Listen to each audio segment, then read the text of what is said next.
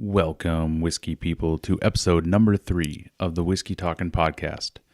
Today I had a chance to visit with Ryan Clark, a flair bartender and whiskey enthusiast living here in Las Vegas. We chat about marketing, hype versus quality, and some of our personal favorites while tasting through 3 awesome Heaven Hill Whiskies. I hope you enjoy it, so let's get into it. The Whiskey Talkin podcast.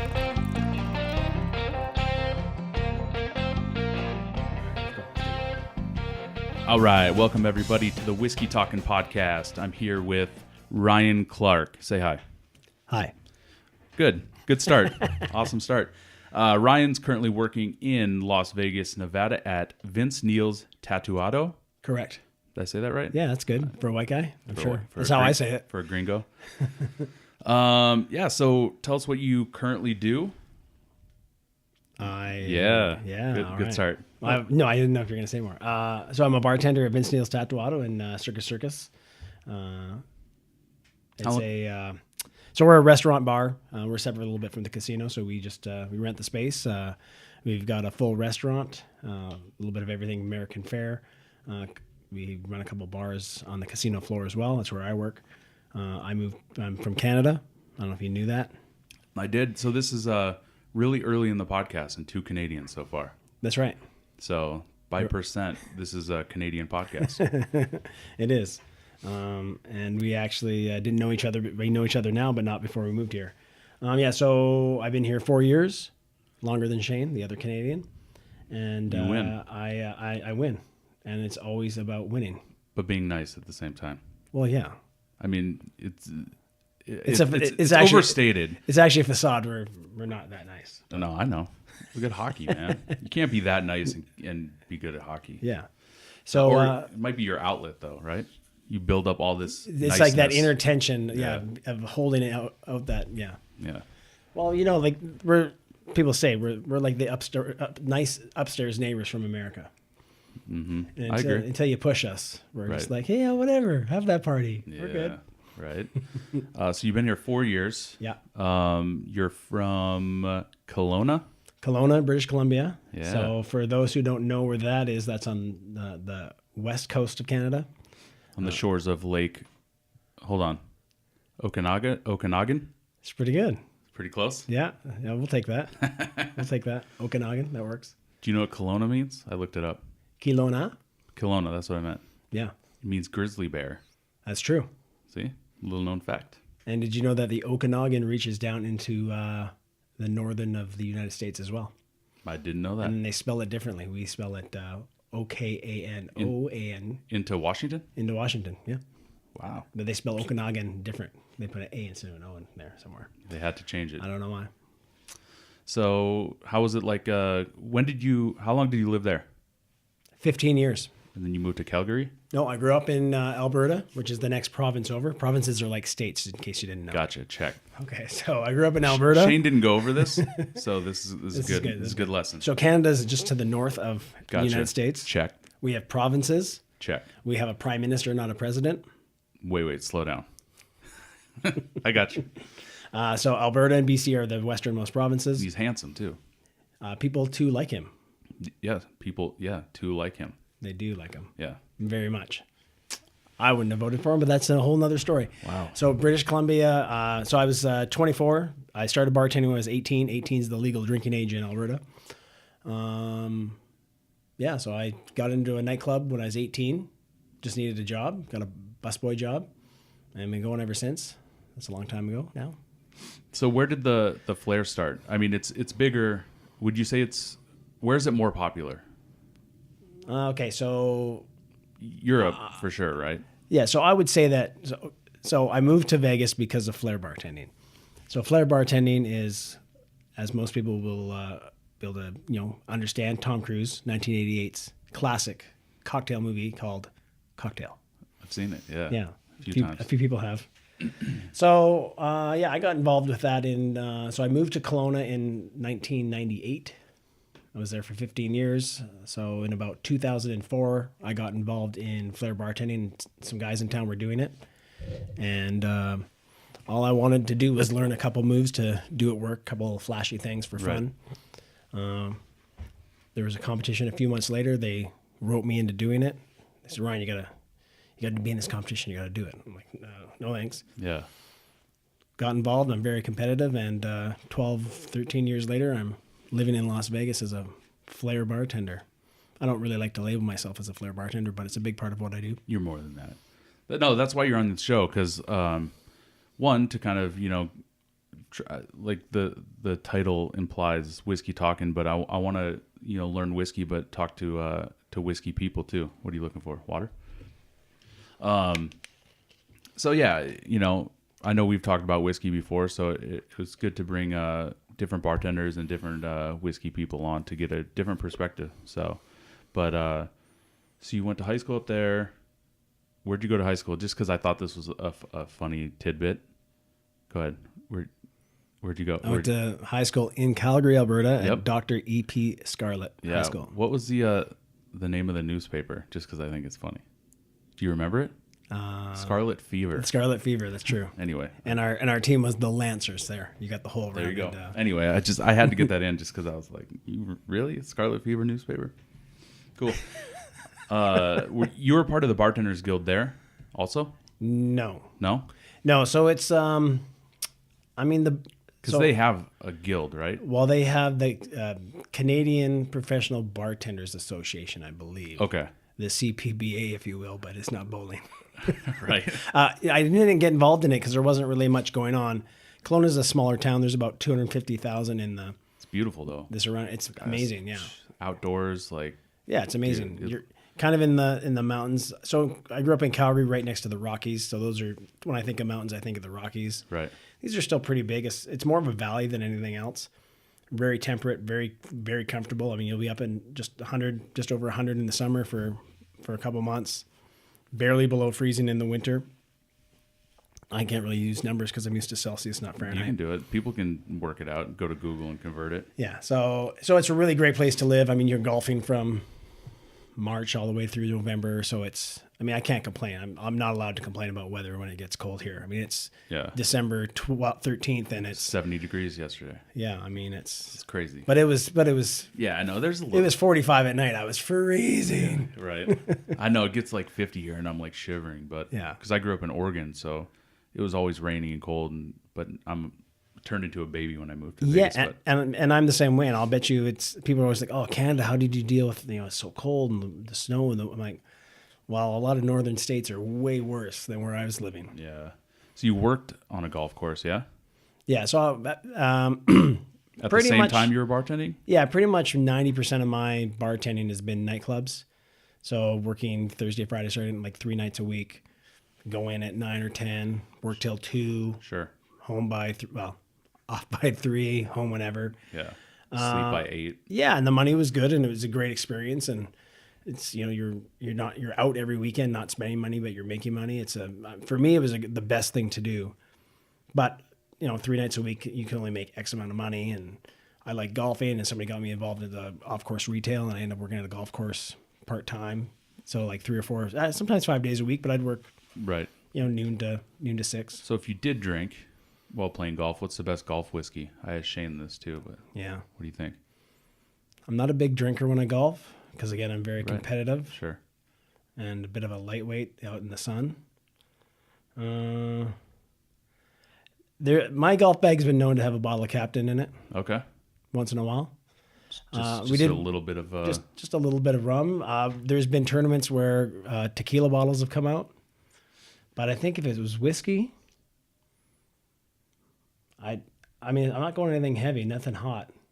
Yeah. I think Makers would be a good way to go. Drink a little Makers and Coke on the golf course. I dig it. I could do that. Yeah, I like it. So let's get into some whiskey, man.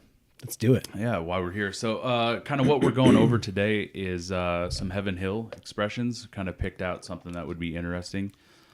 First one we got is, let's get into the Bernheim Original Kentucky Straight Wheat Whiskey. Right? So a little bit on this. It's 45% ABV. It's listed as small batch, but we all know that's kind of...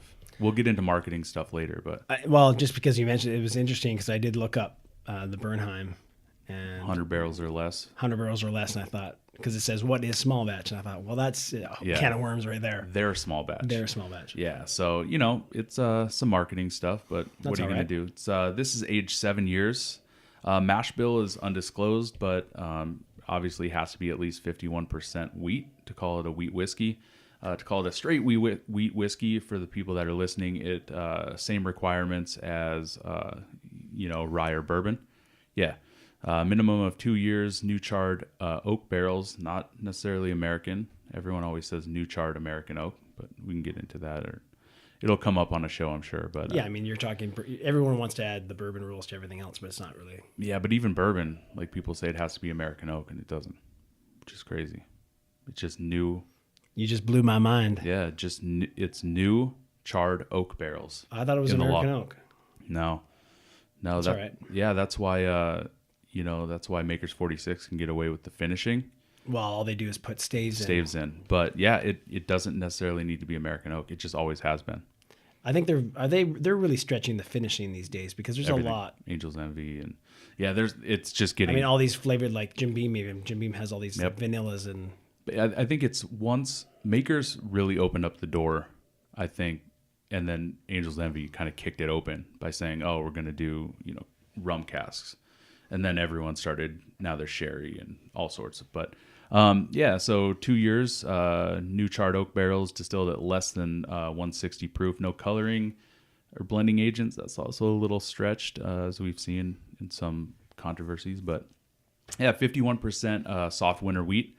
The other grains that are supporting it are obviously corn and malted barley. First released in 2005 with no age statement. Then it went to a 7-year age statement in 2014. I don't know for sure if you can get the NAS, the non-age statement version anymore. I doubt it. I don't think so. Which is what was really interesting about this whiskey, is that it did the flip of what normally whiskeys do. That's pretty interesting, because I think age statement has become such a big part of the marketing. Right. Even though I do like things that are not that are older, but people they want to see those numbers. Yeah, and I can get from a marketing standpoint, if they had the juice, they could put the age on it. Want to cheers? Let's cheers. This is the first cheers in the home location. Yeah, I understand the home podcast setup. No, I get if you have the juice to put 7 years on it, it makes sense. Yeah, they don't have to, but the reason for like Elijah Craig and a lot of these other ones, Eagle Rare, stripping the age statements off eventually is because they don't have enough right now. So they're doing it out of necessity, where Bernheim put it on because they had it, and it's going to help sell the whiskey. And then the next question is, because of the boom over the last, let's say, what do you say, 5-6 years? Yeah, maybe 10. Maybe 10. So you're talking 15 years ago, bourbon was on the uprise, but they weren't selling like they are today. Right. So they didn't need to have all this big stock. Yep. Now they're in this position where they're running out, and let's talk about this air a little quotes later, running out. I mean, some people legitimately, but then again, you can say you're running out and just squeeze it. Yeah, and that's hundreds everywhere. of years old of marketing, but Scotch, still the sales are way more inflated than they knew 15 years ago that they would be at today. I mean, look at rye. Everyone's trying to catch up with rye. It's kind of the same thing in that, these companies are like, oh shit, everyone's after rye now. Rye was garbage whiskey back in the day. It was like the lowest common. No one drank it on the rocks, and and then you saw a good example of people playing catch up with rye is Jack Daniel's. They put the unaged rye out, then the rested rye, and then you saw the progression, but they had to make money off of it, so they are putting it out in different different expressions. So it's interesting to see, and where it's going now, I don't know. I would say, this is just a personal opinion, I'll get your take on it, is American single malt whiskeys are going to be huge. So if I was a distilling company, I'd put a ton of money into malted barley whiskeys, because I just think it's on the way up. Westland in Washington has a fantastic one, and everyone's doing one now. But Yeah, I think rye is. I don't think it's going to last as long as others will, or as most people think. I think it might be a bit of a fad because it's kind of the new thing, which was the oldest thing. The oldest thing, which was now a new thing. Right. That's how it goes though, in waves. But they're laying down so much now. It's going to be, but I want to see, I can't wait for 20 years from now. Mm-hmm. Maybe there's going to be a point where bourbon and whiskey is just kind of like, okay, yeah, it's old hat. Now we're all drinking cognac. Absolutely. I hope so. And this is a whiskey podcast, but I fucking hope so. Yeah, because that means we're buying all the stuff that's hundreds of dollars for $20-$30 again. Right. Can you imagine? Like, it's funny, like you'll see pictures, 15 years ago of, the Van Winkles and the Buffalo Trace antique collection stuff just they couldn't give it away. Yeah. So it's like, it's interesting, man. And the marketing, and we'll get into like hype and stuff later, but so let's taste this and give some opinions on it. I haven't had a lot of just wheat whiskeys, but for me, I do tend to go to a wheater more than I do rye forward or high rye whiskeys. So a high wheat bourbon is what if you're going. Yeah. But this is different in that you're at least 51%. So you're getting really the essence of what wheat is without a lot of supporting grains. Yeah, I mean, I had shredded wheat this morning before I came over. It's pretty close, right? This is really close. For me, whenever I taste this and our next expression, a little more too, but it's Honey Nut Cheerios for me. But shredded wheat's great. But it has that really Honey Nut Cheerio kind of. Well, it's sweet and it's easy, smooth. There's a little bit of heat though. Yeah. Like not a lot, but it's interesting how it sits on top. Yeah. So I mean, it's 45%. So I mean, they could have. This is the problem though with the wheat whiskey is if they put it out at 40%, for most whiskey drinkers, it would be too watered down. Yeah. Right, because it's such a delicate grain. It's a grain of of softness, as it were. So I think the 45 is okay. I would love to see this and just market it at 100 proof, 50%. I think it would be a much better expression. I like it. It's an easy drinking whiskey. I think it has all those classic, like really faint honey, vanilla on the nose. Like my biggest thing is toffee and like Honey Nut Cheerios. That's the best way I can describe it on the palate. Mm-hmm. Short finish. To me, it's not very interesting. A long finish, not at all. It's just an easy drinking whiskey. If you're thinking golf whiskey, why not? Yeah, I can do that. And you know what? What's the retail on this at 7? It's like $25 to like $30. I drink everything every which way, but you could mix this. I could make a cocktail out of this easy. Mm-hmm. Maybe not. I could drink this with a Coke. Up. Yeah. But I could make I'd be interested to see a Vieux with this. Yeah. It'd be fun, man. It's probably not going to stand up in a lot of like really aggressive cocktails. I would like to see, where would I put this? Well, old fashioned for sure. You start there because you're just accentuating those flavors. Sure. And then obviously, even I don't drink them a lot, but Manhattan, I think you get away with Manhattan. Maybe go lower on the vermouth, but yeah, and a really like softer vermouth, less aggressive vermouth. Yeah. For me, like an old fashioned, I would probably dial down the sweetness just a bit and the bitters, and just kind of let the whiskey try to shine. But it's fun, man. That's the great thing about whiskey. I mean, everybody's palate is slightly different. Yeah, cool. I dig it. Yeah, it's easy. So it's noon. It's noon, and I was not going to drink this much, but it's technically almost 1. Perfect. But yeah. So whiskeys growing up. What was your first whiskey growing up that you can remember? Oh, that's not a great story, but I'll tell it. Okay. So I do not condone underage drinking. Of course not. Because that is wrong. Right. And you must be 21 to listen to these words. So, I think I was about 14 years old in Calgary. And when you're a teenager in the summer, there's not a lot to do. Did this get written about in the Scarlet Fever? No, it did not. All right. This was pre-Scarlet Fever, actually. Okay. I was not in high school yet.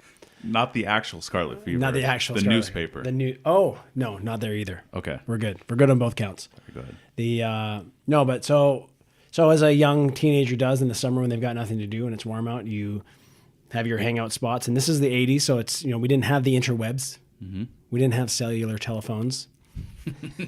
That's how you say it when you're born in the 80s. Yeah.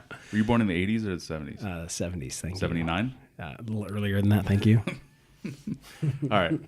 So No, I you grew up in the I just turned 44, so I know I look like I'm 21. I'll take it. Congratulations. Thank you. I was just going to say that. So So anyways, yeah, you're out and about. We're basically hanging out in fields, if you will. There was they have the LRT, the C train station in Calgary. So the local kids would gather and meet up. So it was, we're going to get some liquor. All right. Okay. They bring back this black tube of whiskey, Black Velvet. yeah. Have you ever had Black Velvet? Absolutely. Yeah. I mean, I say it with a smile on my face, but yeah, I've had it. Yeah, for I don't think I would want to drink. Now that I've become more of a whiskey kind of guy, I don't know if I got to get back to it So actually. that's leading into our next expression. We're good tasting. No, I'm just kidding. No, good. So basically I was all of 14 and somebody brought this bottle and I think there might have been 3 of us and cracked it open. We're drinking it straight in a parking lot. yeah. And they're saying, and we're like, oh, that's not that much for us. There's only 3 or 4 of us. You got to think drunk when you drink. Think drunk. Wow. Yeah. That's aggressive, man. It was aggressive. So that was my first foray into whiskey. So let's just say within a couple hours, I wandered over to my friend's house, which was across the park. I was looking in his basement window. I'm like, Daryl. The drapes come open. There's his aunt. So he lived with his aunt, and I was there, 9 hours a day, every day. Yeah. She's like, Ryan, get your butt in here. Threw up everywhere, threw me in the shower, in my clothes, passed out on the couch. The next day I had to get up about 9. I was now 14, officially hungover, and I had to go on a 6-hour car ride with my parents. Yeah. So Perfect. That was awesome. Perfect, like first drunk hangover, Yeah. gross situation. Yeah. So that was the first whiskey. What's the first? That's a good beginning story. Like everyone Yeah. else is like, oh, I snuck a little here and there, but not like that extreme. That's my. I mean, yeah, I had tasted some things because there was there was always some ouzo and Nice. some Yeah, weird yeah. things at home, but I didn't drink. I just wasn't into it. At my house, it was boxed white Zinfandel. Nice. Yeah, that Classy. I still have a couple boxes. You Vintage should. though. Yeah, Yeah. of course. Yeah. What's the first whiskey that changed your mind on like what whiskey could be, or like struck like that love of it? I think so. Yeah. So from that point, I didn't really drink a lot. I didn't really like being out of control. I went to a couple parties throughout high school and whatnot, and every Monday, oh, we got so wasted. I threw blah blah blah all the stories, and I was like, okay, good for you. I just didn't really do that. Turned 18, started working in a bar, could barely drink a beer, Right. and then again, this is 1992, and in '92 you didn't have the internet. You didn't have a lot of knowledge out there. You learned from your previous bartender. Hey, what's the difference? What's the Jack Daniels? Oh, it's Jack Daniels. Okay, what's the difference between that and Jim Beam? I don't know. I don't know. So, and I always had an interest in learning about that. So it took a long time until long after I started flair bartending, I got involved with Beam Canada with their Mix It program. So I would go around doing some training through that. Was never a whiskey guy. Oh, I'm going to work for Jim Beam. That's kind of weird.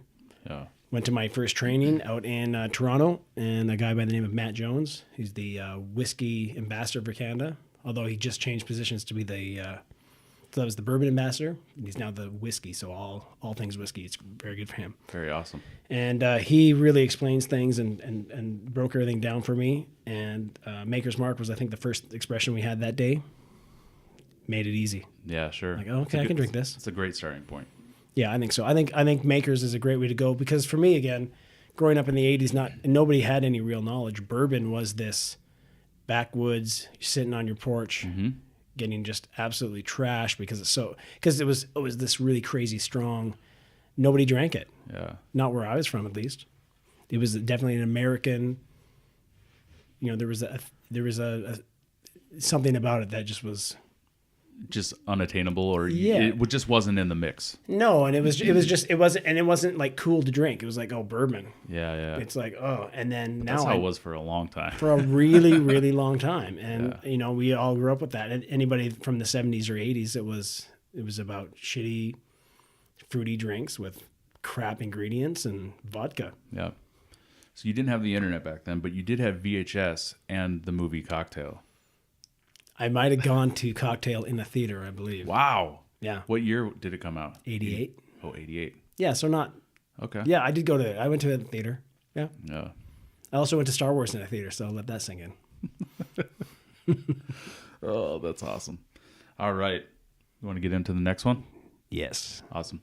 So we have the Parker's Heritage Collection. It's number 8. It's their wheat whiskey expression, released in fall of 2014. It's barrel strength, non-chill filtered at 63.4%. So 126.8 proof. This is the second batch that we're trying that came out that year. The first batch was 127 proof, and it's 13 years old.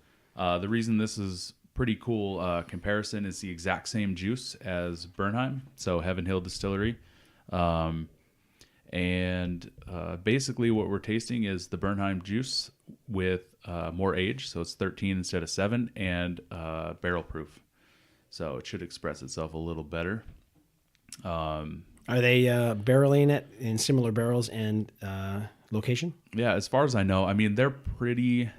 I mean, Heaven Hill's pretty transparent, but at the same time, like, I don't know the mash bill for sure either. Where other companies are, like Woodford, they'll tell you that their mash bill's the same across the board, or you know. What do you think? What is that? How do you feel about that? Because I know some people.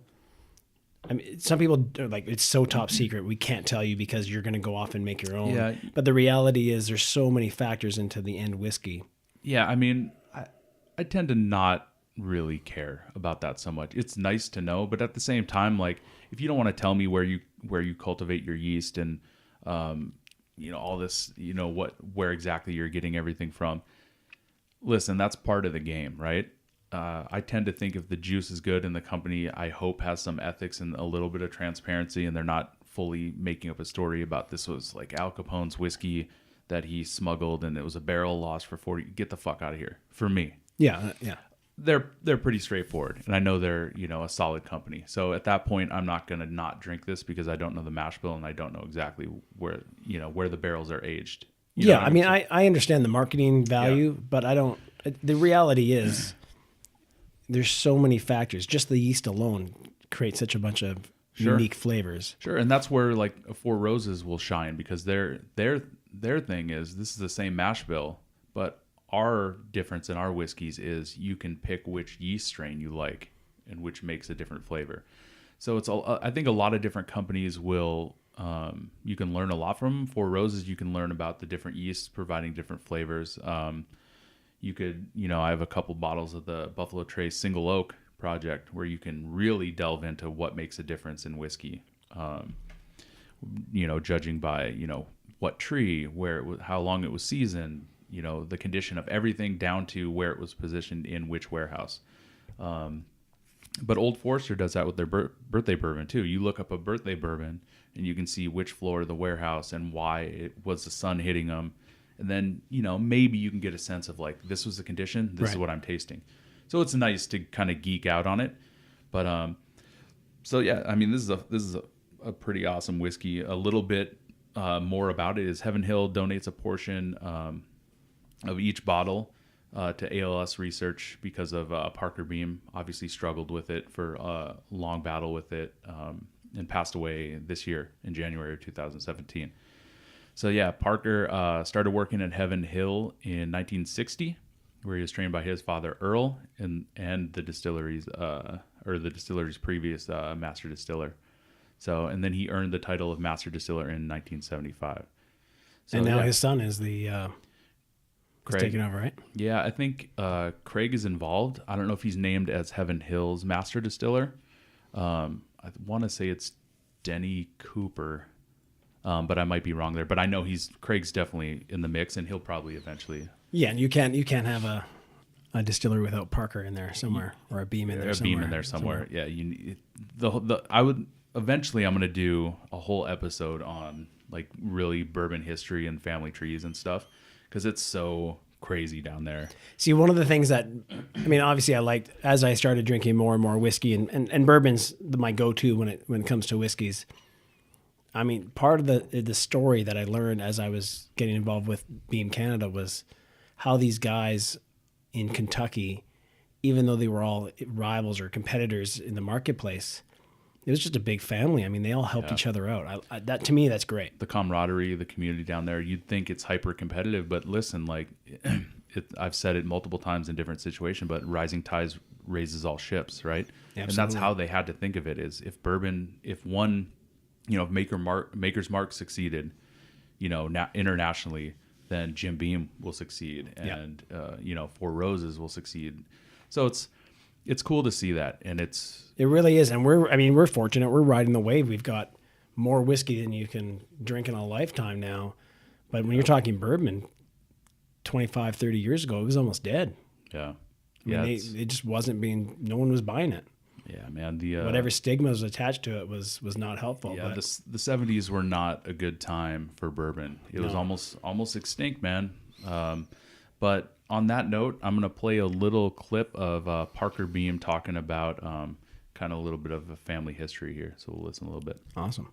My grandfather, which is a brother to Jim Beam, which was the person I was named after, was my grandfather. His name was William Parker. So in order to get the Parker in, and my father's name was Earl, so I am Earl Parker Beam. So as I recall, I remember going to Jim Beam's house when I was young with my grandfather and my father. And then they would go out on rides, and Dad would be the chauffeur. And they would ride around. And of course, they'd always take a bottle with them to make the ride go more smoothly. So in the meantime, as they were riding, if they saw somebody that looked like would enjoy taking a drink out of their bottles, they would stop and pass the bottle around. So I've been told. I didn't always get to go on the ride, though. So. All right, that's a little clip, but just gives you a sense of like that, that long history, man. Just like the stories that they must tell.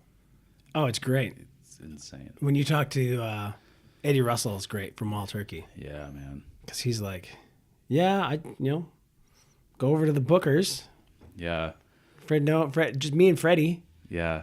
We're little kids this tall hanging out. It's crazy. Bill Samuels, too, from Maker's Mark. It's insane. He'll just be talking. He'd be like, my godfather was, Elmer T. Lee. And, like, I forget who, but he's like, we would just go over to the house and he'd let me play on the porch. And yeah, that's just how it was, man. So so I was at Wild Turkey this year, a couple months in October, and listening to Jimmy. And it's kind of sad now because Jimmy's like, he's sitting there. And Jimmy has the best time.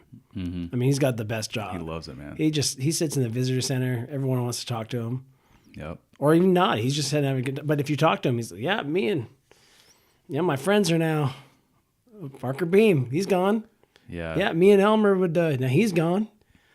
Yeah, there's not many of those. Those guys old school guys left. Yeah, but then again, that's the great thing about the bourbon guys is. Mm-hmm. I mean, your Eddies and your Fred, so they're still kind of they'll be probably the last generation of that, but they're getting their kids involved. Yeah, I mean the tradition's gonna be different. The industry's different, but the history right. and those stories are gonna last. But Jimmy Russell, man, it's pretty special to sit down and talk to him. He's talking about baseball. Like he just goes on like he was going to be a pro baseball player, right? Yeah. So like it's funny to see his eyes light up even just as much, if not more, than bourbon. People ask him a question about how he used to play, and he's just like, it's on. He's going to talk about it for like an hour. But no, it's special stuff, man. So what do you think of the whiskey? You into it? I'm digging it. Let's let me chew it up a little bit. So yeah, it's on the nose. Like for me, when I revisited it last night, just a lot of like brown sugar. That's the best way. But it also has like a bready, like a yeasty note too. But I mean, I like doing the side by side. yeah, that's why this tasting is pretty cool, because you're getting the same juice, but different age, different proof. Yeah, the proof really it really takes it, but it's not so hot or No, it should be. It should be. When you look at it, you're like, 63%, that's going to burn. And it has that initial hotness. Like the alcohol's there, but it's such like this dissipating, it kind of softens really, really quick, attributing that to the wheat. And that extra time in the barrel, it's way more viscous. Yeah, mouthfeel. Smooth is awesome. Yeah, I dig it. Taste for me, I always try to relate it to things that, other people, you can say tropical fruit and all this stuff, but like cinnamon, like Red Hots, like the candies. Just as you said that, I was like, yeah. Yeah, it's like after you drink it, when you're letting that finish kind of like roll on, that little spiciness sort of comes into play. Yeah, it's good. I mean, I don't know if there's going to be a better way to really express what wheat does in a whiskey than this. A high proof, because there's not a lot of wheat whiskeys to begin with. You're going to get, yes, wheated bourbons, but wheat whiskeys alone, and then you're going to get it at an overproof, a barrel proof. So this is really a well, and it's a interesting. I think that's why these guys can get away with putting age statements on and doing longer age statements, because the wheat is not. There's no secondary market saying, oh, I got to get. Yeah, other than like these bottles, but the Parker's Heritage is one of those ones that the geeks definitely want to get their hands on a full series. Right. But yeah, it's not one of those where you walk into a bar and you're like, what wheat whiskeys do you have in the back bar? Give me a wheat. Yeah, it's just not. Yeah. Maybe someday, but you never know. But well, the interesting thing for me is growing up in Canada, everyone drinks Ryan Cokes. It's Oliver Ryan Coke. Right. And forever, I mean, people still, that's a misnomer of Canadian whiskeys, that it's rye whiskey. Right. Which it really isn't anymore. There are, up until a couple of years ago, Alberta rye was the only 100% rye whiskey. Right. Because people, like you said, weren't drinking rye whiskey. What's the other primary grain? Like they do corn and stuff up there too, right? It's very close to bourbon. I mean, it's like a Canadian Club is 80% corn, I believe. But they do a blended. And most Canadian whiskey is blended, right? So they do their corn, then they do their flavor, whatever it be, a malt or a rye. Yep. One Added together. Yeah.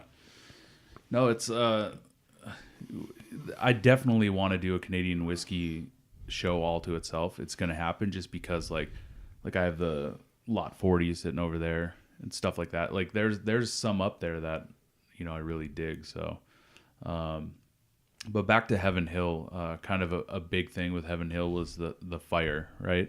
The fire of 1996. So you said it destroyed the distillery too. So I didn't know that for sure. I didn't know the specifics of the fire. I know 90,000 barrels were gone, and oceans of fire and exploding barrels. And look it up on YouTube, because there's like the news, like the chopper footage of it. It is crazy. But I have Craig Beam, who's Parker's son, who's actively involved, distiller with them. But here's him kind of explaining that day. Well, I was here on that day, and it was November the 7th. It was about 80 degrees, which is kind of unusual for that time of the year. The wind been blowing all day long, and there were some storms. They were talking about some severe weather coming in late that afternoon. I was down at the old distillery in the office, and then I heard somebody say the warehouse was on fire up here on the hill. So I stepped out of the office, ran out of the office, and looked up, and I could see flames shooting out of the window. And so immediately, me and several guys went up to the top of the hill where the warehouse was, and of course we all had radios on us at the time, so radioed back down to the distillery and told everybody that we knew we was going to lose power probably anyway, so Of course, everybody need to, be shutting everything down, be thinking about getting out. And so that's what we did. And then the power on the warehouses up here, there's a big switch gear out here in the yard out here around the warehouse. We cut all that off, the main power going to the other warehouses, and just sit back and watch it unfold, and just kind of felt helpless, Of course, it was really windy. Then next thing you know, the debris off the burning warehouse fell and started flying across and hitting other warehouses, just kind of like a domino effect. And then when the first one collapsed, then of course all the burning alcohol went down the hill and surrounded other warehouses. And then of course the distillery was all at the bottom, and of course it caught the brunt of 7 warehouses burning, all the alcohol surrounding it. So I guess there was something you always kind of never thought a lot about, but you knew that it was always a possibility that something happened to one of the warehouses above. Yeah, that's gotta be disheartening to watch so many. It just takes such an incredible effort to get this product. Not to say like minimizing anything burning into that. But the time, you can't get back that time. Yeah, it's not only that monetary investment, but yeah. And you're dealing with wood. Right. Wood barrels, wood rick house or rack house? Both. Okay, thank you. Yeah, man. Yeah. You can say both. It depends. But yeah, I mean, if you really think about it, overproofed alcohol in wooden barrels, that's On a hot November day with wind. with a lot of wind, really windy, they said. Yeah, so it's, could there be more of a, quote, perfect storm for a disaster to happen? All it needs is one. That's why, like, when you go to these distillery tours, like, yeah, if they see you with the fucking cigarette, they're like, no. jump on it. You know what I mean? It's like... I was reading Jim Murray. He's got a book. And he was talking to I heard Matt. he puts out a few books. He's got a couple books. He's some guy writing, likes whiskey. He likes words, whiskey and words. Mm-hmm. No, but this was back in this book's from '97, so a year later, and he was talking with Max Shapira. Yeah, I think so. I think it's Shapira. So the owner. Yep. The family owned Heaven Hill, and he said talk to Max about it, and Max just dealt with it like it was part of the business. Well, this happened, and we're gonna just keep on moving forward, and we're got some exciting things, and Right. Life lesson, man. Yeah. Just it's part of the deal.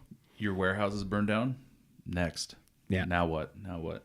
Let's kind of transition to kind of hype versus quality. I know that's something that comes up quite a bit. What do you think about, hype of, we're talking, American whiskey here, wheat and bourbon, but I mean, what's your take on it?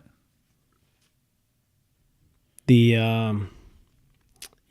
an interesting time to be watching people talk about whiskey and what's great and what's not good. And obviously your Pappies are, that's kind of the number one, right? Everybody wants the Pappy in there. Yeah. As far as most sought after, most prestigious. Yeah. Hardest to get, if you will. I mean, personally, I think it's probably way overhyped, but I got into the whiskey game a little late. So you'll hear people talk about Pappy Sitzel Weller juice versus the current. Sure. They'll even talk about Elmer Teedley, and they'll say, oh, well, when he was alive, it was so much better. Right. But then when you think about it, was Elmer really, how much did he have involved in those last couple of years? Yeah. It's that was already said. That was getting made how it was getting made. So I think nostalgia is a big part of bourbon and a big part of whiskey. Sure. So I think drink what you like. So I read a lot of the secondary market stuff online, and you've got these guys that are, you bastards we're paying more money because you're paying $2,000 for a bottle of Pappy 23. Right. How dare you? Or how dare you when you see a Weller 12 in the store, you buy every bottle. You make it hard for the rest of us. Yeah. Unfortunately, we live in America and it's a free market society. Sure. So Supply I say and demand. Supply and demand is 100%. So if you're willing to pay $2,000 for something that, even though the cost is only a couple $100, that's just the way it is. Yeah. I mean, the way I think of it is, listen, if you're going to go after let's just use Pappy Van Winkle as It's an easy example. You know, there's a lot now though. Buffalo Trace Antique Collection is another one that, yeah, it's tough to get. But if you're gonna go after those and you're gonna bitch about in this day and age the price of it, find an alternative. That's all I can say is. So that brings me to my point of importance of blind tasting. Have your friends blind taste you. If you have a whiskey collection, or get together with your friends and say, bring over a whiskey, put it in a flask or whatever you need to do to strip down those expectations. Do it and blind yourself. I know I made Poor Man's Pappy, about 5 years ago, and I still have some made. So those people that don't know what that is, it's Weller 12 year. And then Weller Antique 107. So it's a blend of those two to replicate, because it's pretty much the same stock. It's definitely different selection of barrels, but which is very important. Sure, absolutely. It's huge. Location of warehouse, barrels, it makes a huge difference. But it helps that the juice is the same, right? Good starting point. Right. So at the time, that you couldn't find Pappy, this was an alternative because Weller was pretty accessible. Weller 12 was pretty easy to find. Now it's allocated almost the same, and you can't find it. You can find Weller Special Reserve, which is kind of their like bottom rung, blended up. It's still decent for mixing. In my opinion, it's not great. But anyway, so like at the time, that was an alternative to get to a wheated whiskey that was, a pretty good age, 12 year, and a pretty appropriate alcohol ABV content. And now you have some really fantastic wheated whiskeys coming out, because people saw this 10 15 years ago, where they're like, oh shit, Pappy is not gonna, so people started putting out wheat whiskeys alone or high wheated bourbons, because they know people are going to be after those, whether it's like Larceny, which I wish I would have had in this lineup, because it would have been a good transition. So it's Heaven Hill's wheated bourbon. So it's interesting, it's it's interesting how people attach value to something. Yeah, and worth. I mean, as a bartender, I've worked in a couple places where we had some pretty high-end spirits, whether it be like the Louis Trey, cognac and stuff like that. And every once in a while, people would ask me, is that worth it? And I'm like, it's different to everybody. Yeah, my worth is very different than yours. Is it a special occasion? Are you only in Vegas, one time in your life, and it's a 50th wedding anniversary? Have you had to save up all year to come here? Are you an executive with a company card? Yeah, it's very different. Why are you buying it? Yeah. I don't ask those questions, but that's where the worth comes in, right? Right. So it can be worth it. The hard part is for the me, juice worth it though? The juice. Well, the part of the problem is if you haven't had it, and I've recently been in this boat. Up till a year ago, I had no Pappies, no Van Winkles. You think it's like a unicorn in your mouth? Well, people start talking. I'm like, what's going to happen when I drink this? Am I going to just be like, oh my God, I have to drink this every day? I'm going to brush my... No, I mean, so I finally was able to either afford to pay for it. Somebody had it. I've had a couple stories where I haven't had to pay for it. Awesome. Sure. The best stories. Yeah. And I am for bourbon. I do like wheated bourbons more than a high rye forward bourbon. I like the Pappies, but my mind hasn't been blown yet. Right. Give me a Weller 12. If you sell me a Weller 12 at retail versus Pappy at retail, I don't know, man. $35-$40 versus, well, let's say what? You either got to do a Van Winkle 10 or a Pappy 15 because there isn't a 12. Well, there's a Lot B 12. The Lot B 12. So yeah, Lot B is $70 versus a 35 Weller 12 side by side. Well, this is the thing. If you just bought it solely just to drink, you could, but it would be hard to pass it up because you're like, listen, I'm going to have it. Well, here's the ultimate question. If you want to flip it or drink it. No, and here's the question. If you could buy both at retail, $30 versus $60 or $70, whatever the number is these days, and no one's told you what the secondary market is, right? And you just taste them, which one are you going to go to? I mean, that's really how you should look at it. I happen to really love Lot B 12. Like, I think it's rivals 15. For me, it's Lot B and 15. Yeah, I like the 15 myself. I personally, this is just personal opinion. If you love Pappy 20 and 23, God bless you. To me, it's an oak bomb. I just don't enjoy that flavor profile of this tannic oak smacking me in the face. Just bourbon wasn't meant to age that long. It's simple. It really never was. No one ever intended. So for me, that sweet spot is 12 to 15 years for bourbon. So I really like the Lot B. I like the family rye also. But my point is, we're talking about overhype or hype. And so you're going to take two 12-year-old weeded bourbons, both from Buffalo Trace. You know, you've got your Weller 12 and your Lot B, Van Winkle. The only reason you're at 60 versus 30, you're like, yes, I'm going to jump over that 60 because it's only $60. Sure. Knowing that the secondary market runs you $200 to $400. Lot B is probably up there. Yeah, I mean, it's getting up there. Yeah, I would say $400 to $500. So in your mind, you're like, 60 is a great value, but right. But if I didn't know that, I don't know. And this is where I would have to blind it, right? Because in my mind, I like Lot it. B better than Weller 12. Right. And I'm not saying that you're wrong. It's an interesting conversation. But to tell you the truth, I don't know for sure. I like both of them. I've had a Lot B here. I have the Van Winkle 10 here, but I've had the Lot B 12. I did a Poor Man's Pappy to the Van Winkle 10, Lot B 12, and the 15. So all four of them were lined up blind for me. And I actually did Hanya Woodman, spirits writer out of Las Vegas, did an article about it. It was basically about how does Poor Man's Pappy stack up in that mix, right? And I think it came in, I think as far as taste goes, I want to say it went 10-year, Poor Man's Pappy, 12 and 15, somewhere around there. So it stood up, and it was really close when I took all the expectation away. Right. No bottles, just glasses of juice, you know? So I would say there's truth in the liquid, man. There's truth in that glass. Just get away from what you think you love. And even find a good bourbon bar. Give the bartender a price range that you want to go. Say, hey, I want to try something new or not new. Just blind me on a bourbon or, you know, you can give them some specifics, but put a price range. Say, I don't want to spend over $20 for this glass. And blind it and see if you like it. Like really kind of get into it, enjoy the liquid without the preconceived notions, and like really see if you dig it. So I think that's good advice, you know, to kind of get away from that hype, because you might love Evan Williams. I love Evan Williams, right?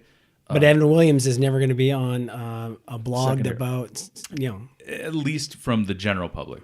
Right. There's some like, you know, there's some like really, once again, I'm doing quotes that you can't see, is like, you know, bottom shelf bourbons that I love. Old Granddad Bottle and Bond, Old Granddad 114. Yeah. Dude, so I love Rittenhouse. You know what I mean? What do you think about? So to me, and again, because we're bartenders and we are whiskey fanatics, if you will, or whiskey geeks, enthusiasts. Yeah. And the other enthusiasts tend to shy away from popular brands. Mm-hmm. So even your Maker's Mark, your Maker's gets a bad rap. I think they get a really bad rap. I think they have a really great product, and I think it's a great entry point to get people into loving whiskey. But like, I have the cask strength at home, and that's a go-to. Well, my thing is, Maker's, the more I got into whiskey, I didn't hate the juice. It's very well made, specific style. It's very much its own thing. To me, it was always tasted watered down to me. So when cask strength came out, the first words out of my mouth were, this is what it should be. Because it shows that expression of the juice better. Obviously from, you know, a fiscal standpoint, it's not great to put out cask strength because more people are going to buy a 40%, you know, you know what I mean? Yeah. You charge more, obviously, but it's going to turn off people that don't give a shit about that. And it also has a long, loyal history of people drinking what they want to drink. You saw Maker's Mark lower their proof. What was this, 10 years ago? I forget when, but Bill Samuels, master distiller Maker's Mark, said it's really the one time where Maker's really fucked up. And he said it. He's like, pardon my French, we fucked up. Because they lowered the proof on it, because they were running low, like their supplies, because it took off internationally. And they actually had a couple of years where they said, we are out and we don't have it until we get more product in. We're not going to change the recipe. Right, but they thought it, it could be an alternative just to lower the proof. No one's going to really care, right? No, they And don't. they said they got attacked. Letters, people coming to the distillery online, and it only lasted, a week or so. It came out. So there's those bottles out there, the lower proof Maker's Marks. If you have them, don't drink it, because I don't know if you're going to dig it, but just collect it at that point. But yeah, he said, the public spoke. We like our whiskey how we like our whiskey, and we've drank it this long. Don't fuck with it. And I think bourbon drinkers are like that because They're loyal, man. Wild Turkey went through a similar lowering proof, and they're famous for their 101, and They have the 80, yeah. they brought that, and they took a lot instantly. Yeah, sure. I mean, but from a business standpoint, you have to come up with alternatives to kind of meet demand. And Absolutely. you got to kind of figure those out, whether it be sourcing whiskey from other places. That's a strategy that people have used. And you have to decide that what's more important. So you've got X amount of barrels. Mm-hmm. You add 2-3% more water. That's a lot more bottles. Absolutely. So it kind of comes down to where your not really ethics, but where your brand stands as far as quality and sticking to your guns. And you've seen it both ways, and you've seen it work both ways. People have drastically changed their product, and it was fine. Elijah Craig, dropped the age statement from their Elijah 12. It's delicious. I love it. Yeah, absolutely love it. Yeah, the barrel proof that you're holding, they don't have it, but every barrel proof, to my knowledge, is 12. They don't. Are, and they used to have it on the label, and now they don't. So the sought after bottles have the 12 on the back, or on the front, actually. But yeah, as far as I know, the barrel proof still to this day is 12. They just don't put it on. But but you don't know. So yeah, age statements is another thing. You started with Scotch, and they wanted to win the war of we're older, and when you're talking like age statement like Elijah Craig, so let's say you have to put in some 11-year into a 12, but you're 90% 12 or 95. Sure. How much flavor change is that really going to be Right. to the average? Yeah. Because I come across this all the time, and I can taste this, I can taste that. Can you? The palate is 99% of people do not have that palate. Yeah, when they switched to small batch, I bought a bottle. It's gone now, but it was hard for me to tell, man. I can't. I have a bottle of the Elijah Craig 12 up there. We're gonna taste the barrel proof later. But if you put small batch next to the 12, I don't know.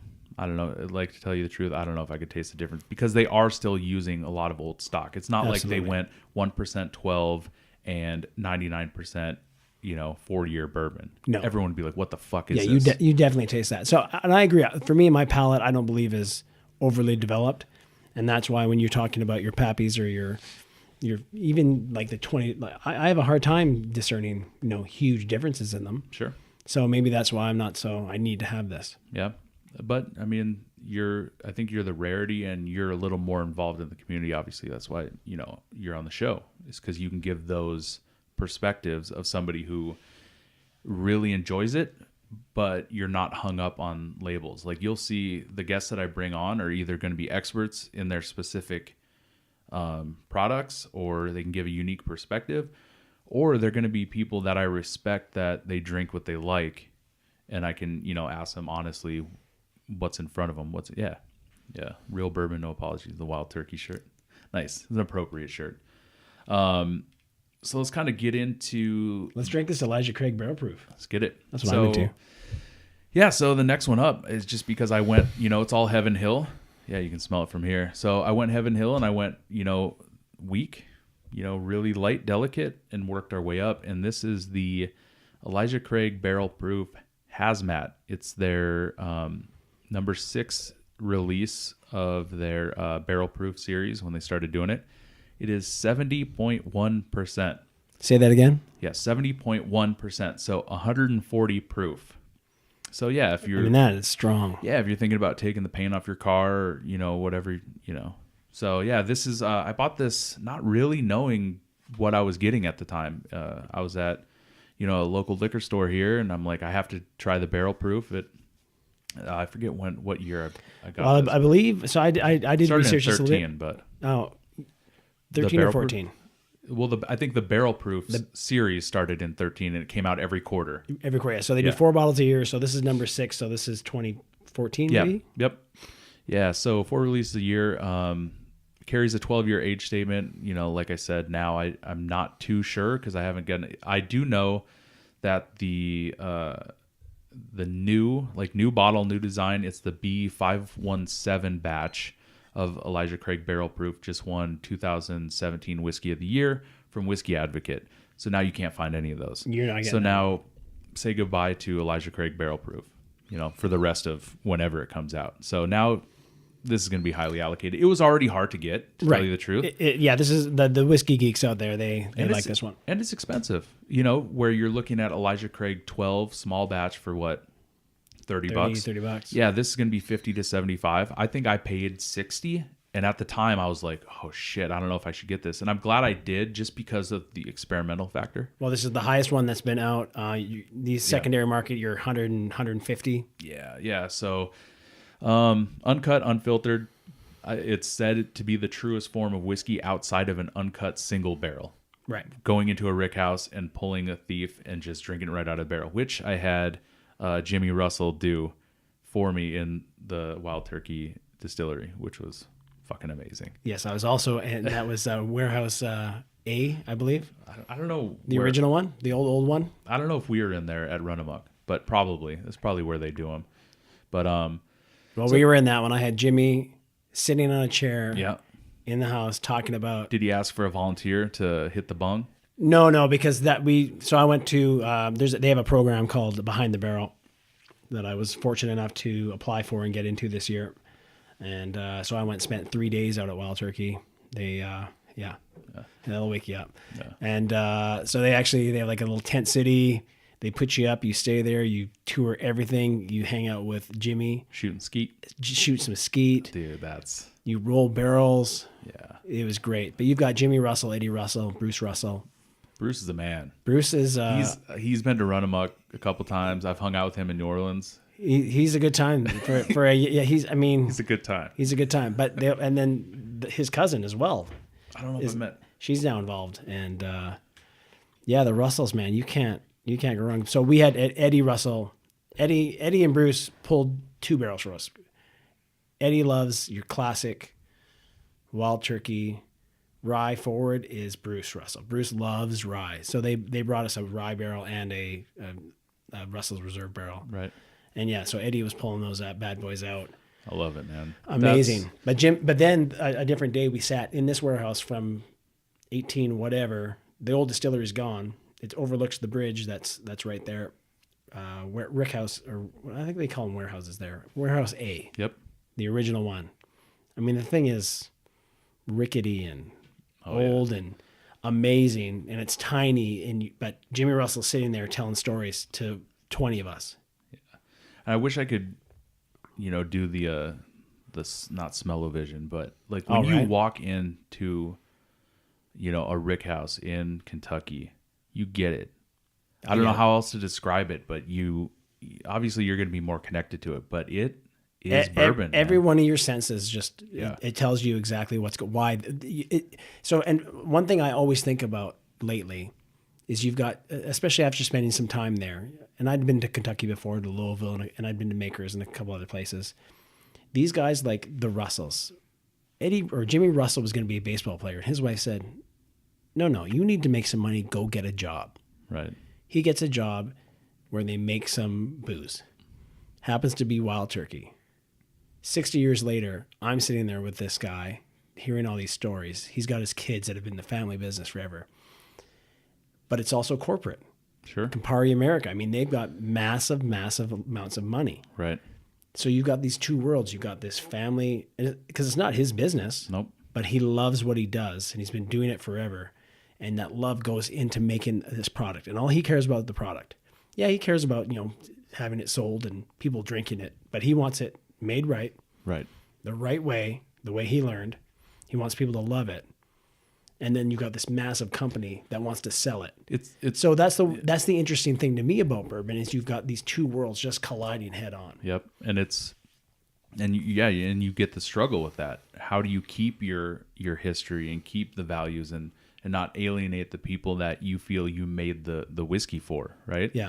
So I think, But I think he's so old school. He just does it, and he knows his his place. product is good. Yeah, and he knows his place in the company, which is to make fucking good bourbon. Yeah.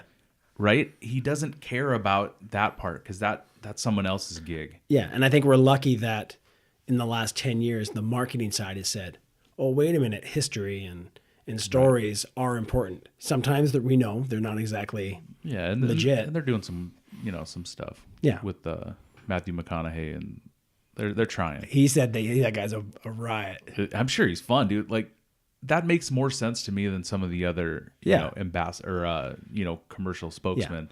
Like when he did that, I'm like, all right, I dig it. Like everyone, there was so much hate. It's He's like, a country. why, No, man? he's a Southern country boy. He likes to drink. Like, listen, he talks about bourbon. You're gonna want to drink it. He could talk about talks about Lincoln cars, and I'm like, I need to buy a Lincoln. I'm like, no, I don't. Have you seen his commercial? The 2 commercials he's done for Wild Turkey. It's great. Amazing. Yeah, he's like walking through the fields, touching the corn. I'm like, fuck. Yeah. All right. All right. Okay, so back to this Elijah. Yeah, Craig. so mash bill, they actually, disclose it for this one. 75% corn, 13% rye, 12% malted barley. So high corn, so you're going to have that sweetness. But then again, we're 70% here. So what do you get on the nose besides Satan's whatever? Let me regain my nose first here. I mean, this is one you got to. This is the high, and I do like an overproof whiskey. This is excessive. This is excessive. This is ice cube, drop of water, open it up. Yeah. It's obvious, but they say the only way to drink bourbon is out of the barrel. Right. So this is as close as you're going to get. Absolutely. So I mean, the limit is 160. So it's for entry proof. Entry proof, and you're going to lose a lot of water when you're aging in Kentucky. Yep. So, I mean, it's close, man. So this is definitely one of those whiskeys. If you're smelling whiskey at home, we're using Glencairn glasses. But don't stick your nose right into it. Right? What did I say? Sorry. Oh, right. Just kind of, there's certain ways that, I'm not going to tell you how to taste your whiskey, but for me, like I kind of hold it under my chin, and kind of slowly go up because you're going to get different aromas based on how close you are. Open your mouth when you're smelling too. You're going to get different. Just play around with it. But yeah, on the nose. That's not me, by the way. But that was my Kentucky chew. Yeah, chew your whiskey, man. Eat it. Chew it up. If you're just drinking whiskey, first of all, take a little a taste, swish it around just like mouthwash, then take another taste. Paul Bacult. Yeah. So yeah, I don't know, man. On the nose, what do you get? Everything. It's just like it's once you get past that alcohol, it's. I mean, the vanilla's there for me for sure. Yeah, I mean, classic. Right. Drooling. Yeah. So it's stupid to say it's hot because it's insane, but it's like a flavor bomb in your face, and it's not only oak. It's like the most it's like creme brulee, caramel, just like you know what I mean. It's like sensory overload. It is. I mean, there's some nuttiness in there as well. Oh yeah. I get it's creamy. I mean, I guess I know people don't like creamy is not a taste, but yeah, but texture's huge with bourbon. Texture for me is a big thing. I mean, I love viscosity, like mouthfeel. I mean, that's a big part of it for me when I'm drinking something straight. I want all that, and this definitely has it. How's the finish? It's still there. Yeah, it's gonna be it's good. 2 hours from now, you're gonna be like, yeah. You're gonna be walking by someone, they're gonna be like, "Did you just have some whiskey?" Yes, I did. Yes, I did. 3 hours ago. No, it's great.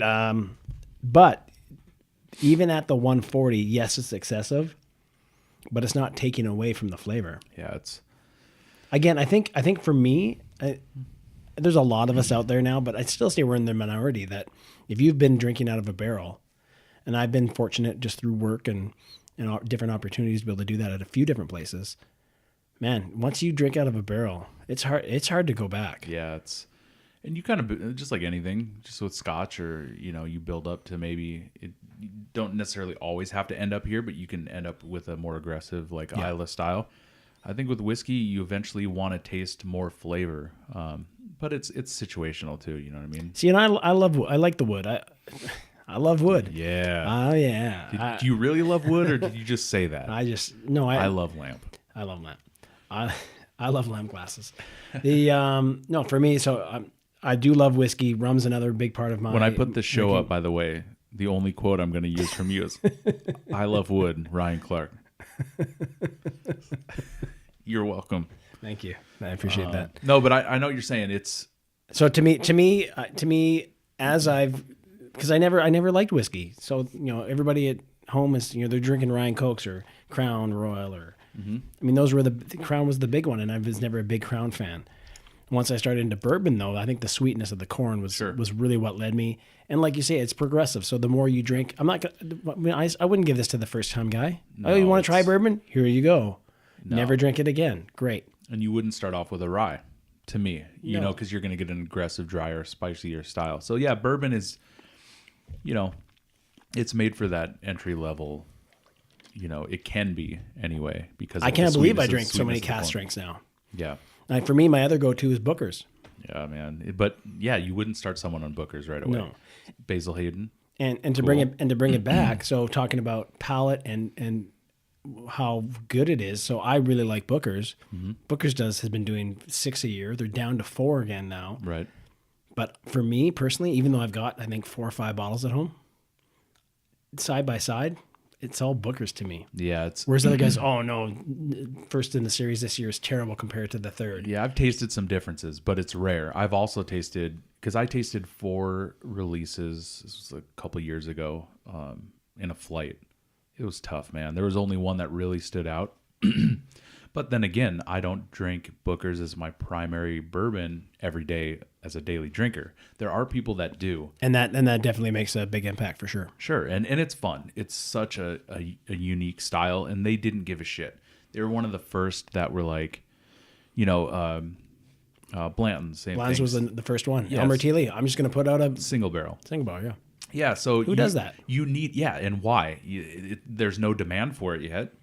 So you do it because, you think it's a fun thing to do, you think it's an important thing to do, and then you stick to your guns. So, I mean, obviously Beam has multiple things that they can do. Isn't it amazing that someone like I never even knew who Elmer T. Lee was until a year ago when my friend said, hey, the bourbon second, I've read online that Elmer T. Lee is down the street in a store down the street from you for $55. Yeah. That's a great deal. I said, okay, I better go buy it. Again, it's more of a rye-based. I didn't know it. I now have a bottle.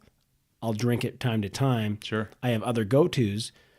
But now, who's this Elmer T. Lee character? Yeah. Fast forward to this year, I'm sitting with Jimmy Russell. Oh, yeah, when no one's thought to do this, but Elmer brought it out. So Blends, yeah. So then Booker had to do one. Yeah. So now, then my son, Eddie, he's doing his single barrel. So the Russell's 9. Yep. It's really fun, man. But look at the foresight. Yeah. If it wasn't for Elmer T. Lee, would somebody have probably eventually done it? Sure. But because they said our juice is so good, we're more than just a mixing spirit. Mm-hmm. Let's bring something you can really enjoy. Let's taste it the way we drink it. Yeah. Which is now what we're doing with the Elijah Craig. Yeah. And I think if it hadn't been for that, maybe bourbon wouldn't be on the forefront that it is these days. There's definitely a lot of people that paved the way for specific styles, but it's interesting. It's definitely interesting. And going back to the secondary market and stuff, just because I was thinking about the hype. I went to a liquor store down the street, unnamed because of the service I got. But, I walk in and they have a lot of things, but the price is, double secondary. So I saw Elmer T. Lee on the top shelf, and there's one left. So I'm thinking, was it on the top shelf? Literally the top shelf. I could barely reach it. But, I saw it out of the corner of my eye. So I go over there. I'm like, oh shit, maybe if it's, $50, $60, I'll grab another bottle. Cause I have one here and I got that I think I paid $55 for it, right? It's about the same. I paid $55 at top shelf. Yeah. It was in the middle shelf, but it was at top shelf. Shout out to Top Shelf. I actually really like that liquor store. If you're ever in Vegas, Top Shelf is great. Corey's is probably my number one in Henderson. This one's unnamed. It's very close to where I live. So I go there, and it's $150 for Elmer T. Lee, and there's one left. And they have a lot. It's a great selection. And if they're selling it, props to them. And I can't be mad, but and then he looks over. He's like, "You want anything?" That was it. And I go, Nope. Nope. And I walked out, because can I help you find anything? Or was anything in particular? That would have been a good start. Yeah. But he saw me looking at like the expensive, so it just rubbed me the wrong way. The price rubbed me the wrong way. But maybe if he had been more cordial, been more hospitable. Hospitable. Yeah. It's that, I mean, who it's knows that where barrel that proof. Yeah, it's barrel. It's already got fucking- me. It's already got me 140. Yeah. I mean, I get it. If it's not me, it's the next guy. I get that, but that isn't a great way to build a reputation. So what's your thought? Because I see this a lot online. People complaining about retail stores charging more than their cost, or closer to secondary. Now, I did read recently someone said, well, it's more than just what the cost is. Sure. Sometimes for these guys to get a BTAC or a Buffalo, they have to buy Multiple a lot cases of something else. So their cost might be, if the bottle's $100, maybe it ends up costing them $150. But now they're trying to sell it for 3 times or 4 times. You know what? My thoughts on that are, who am I to tell you how to run your business? But at the same time, I think there's a way around it to be ethically sound. Another shout out to Corey's is, so they bring in their Pappy line. They get a certain allotment, like a lot of liquor stores, and they do some amazing craft beers. And I can't say enough good things about that liquor store. It's my favorite in Las Vegas by far. Except it's really far away from us. It is, and thank God though, because it would be a mess. But what they do, and this year they extended it to the Buffalo Trace Antique Collection, is every year around this time, actually 18th is the deadline. For every $25 you spend in the store, you get a raffle ticket. For every toy you bring in with a minimum of $10 value, you get a raffle ticket. So what I do every year is I go on Amazon, I put my search parameters. I'm giving a little tip here for you. Yeah, don't ruin it for the rest of us. I really shouldn't do it. No. Anyway, get some toys. You basically you show up with some toys that you at least $10. So you're helping the community. Really, is what it comes down to. And what they do is it's a raffle to buy it at retail. So they're breaking even on it. Well, not breaking even, but you're buying it at retail, which isn't crazy. And you can choose to flip it, do whatever you want. But ultimately, they either make money off of it by not gouging people, and the way I do it, I do the donation to where every year I know that I'm donating to Toys for Tots, and if I happen to win a bottle, I never have. I've done it like the past 5 years. It doesn't matter, because it's ultimately a charity. And listen to me, yeah. I mean, they're one of the shining examples. They're doing smart things. They're helping their community. They're creating loyal customers, so their business is still thriving. Yeah, I don't really have a problem with the retail charging a premium. I'm not going to pay it. Yeah, somebody's going to pay it, and I guess that's the whole point of capitalism and where we live. Free market. Yeah. So I don't have a problem with it. The people that complain about it don't want to pay that price, right, and they hate to do it at a store where they can buy other things at retail. Yeah, but who's to say what retail has to be until the distributor or the supplier or the manufacturer get involved and say, listen, you have to sell it at this price.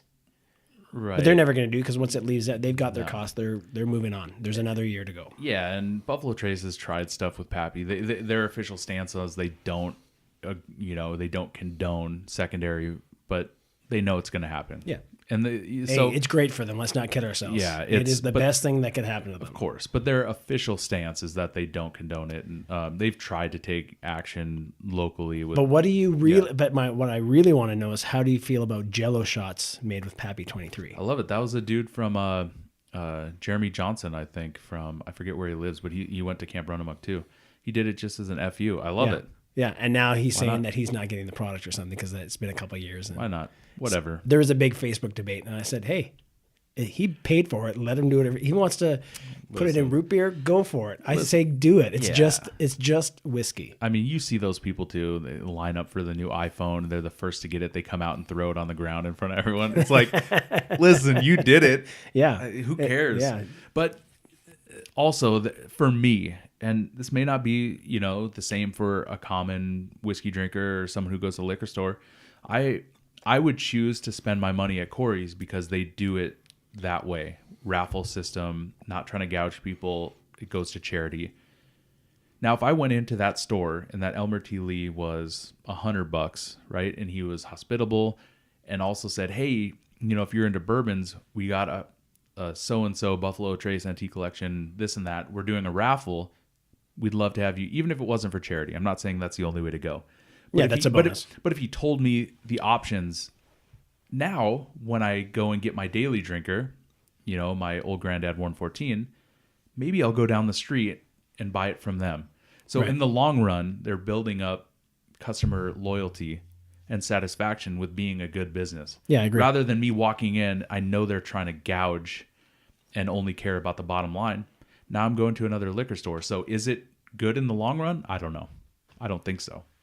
Because people that are going to buy those whiskeys, they have an idea of the secondary value. I mean, they may have been told, hey, if you ever see a Elmer T. Lee in a store, get it, and they spend $150. Right. It'll sell, I'm sure. Because you know what's going to happen? Someone's going to come in and be like, hey, my brother-in-law likes bourbon. I want something really special. What should I get? Well, we have And an I Elmer want to T. spend Lee. $150. Bingo. Right? Or I want to spend $100. Well, you could spend $100 on this. On Booker's. But we only have one bottle left of the Elmer T. Lee, which is altar allocated and Yeah. blah, blah, blah. Boom. Yeah. It's sold. So it'll sell. I'm not... Oh, and I was in a Lee's and they had a bottle of 23 Pappy for, I don't know, $1,900 or something. Mm-hmm. Eventually someone's going to, same idea, they're going to buy it. Hey, I bought my Elmer T. Lee. I paid $55. I opened it. I drank it. If I hadn't opened it, I could probably go and get my $150 for it now. I'm glad I opened it. I'm glad I'm drinking it. Yeah. Yeah. Oh, marketing. It's going to come up. I knew with this podcast, we're going to cover obviously a lot more than bourbon, but it happens in Scotch and tequila. Yeah. I mean, it's the liquor business is marketing. I was just talking with George at the Las Vegas distillery about, some things and some future stuff. And, but how big of a role it plays in, it's more than the juice in the glass. You need to sell a lot more than that, But I think marketing is great short term a lot of times, and we see lots of turnover. But it can't be hollow either and No. fake because people will catch on to it. And you won't last. Yeah. And like with the internet, man, one tweet, or Instagram post about, hey, I was at so-and-so distillery and I found out they're bullshit because of this. That makes an impact. Yeah, I went to the distillery, but they didn't have any.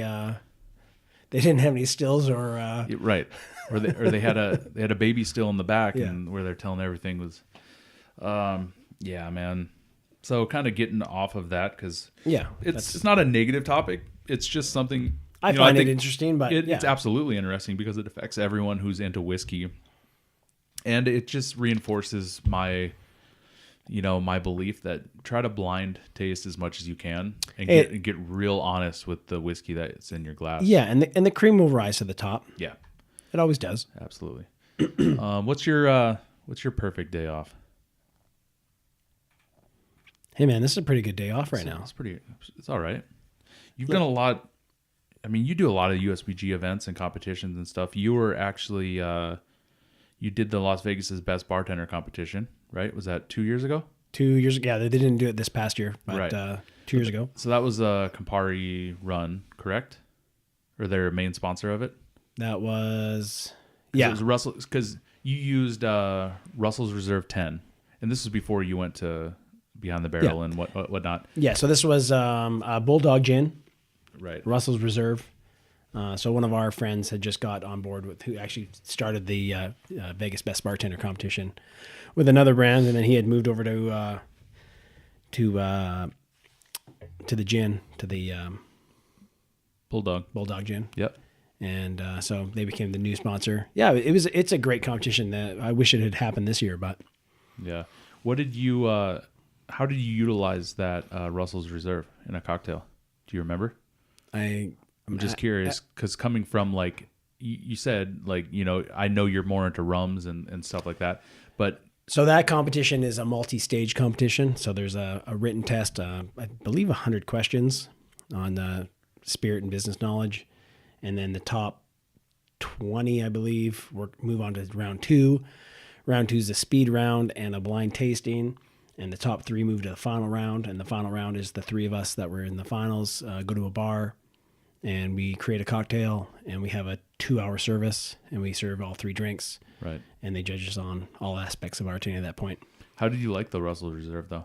Just because I love it. I do really like Russell's. I was never a big Wild Turkey fan, and I think again, Me like either. blind tasting and old stigma attached to Wild Turkey. Oh, Wild Turkey, that's that weird bourbon from the South. Okay, great. Didn't even have very much exposure to it. Russell's Reserve comes out. I didn't even know about it. I got handed a couple bottles. I accidentally got a rye handed to me. Yeah. And I said, well, is this what we're using or another one? You better get me another bottle. Right. Got the 10-year, the single barrel 10-year with the old label. I really like it. Yeah, I think it's great. I like 101 now. The more I taste it, and like I had to strip down the expectations, like I said, and I appreciate it. It's not my daily drinker, but there's nothing wrong with a Wild Turkey 101. But I do like the Russell's Reserve line. Again, I think because of immensely. my rye, my weeded versus rye. Yeah. I say I like weeded more. I do enjoy high rye mash bills, but the more I drink it, the more I like it.